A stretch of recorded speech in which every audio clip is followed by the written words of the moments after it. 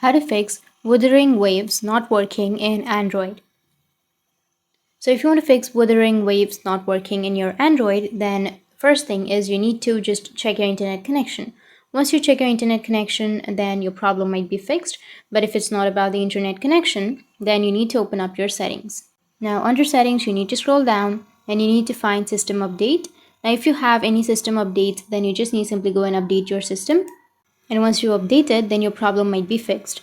If that still doesn't fix your problem, then the next thing you need to do is just go with your Play Store. And if you have any updates under your Wuthering Waves, then you just need to simply go with the update. But if you don't have any updates, then you need to just go and uninstall the application and again install it from your Play Store. And once you install, then you need to simply restart your device. Press and hold on to that power button and restart. After restarting, again, just go and log into your account. And after logging in, your problem might be fixed. So these were the few fixes on how you can fix your Wuthering Waves not working in your Android. And if you have any questions, feel free to comment below.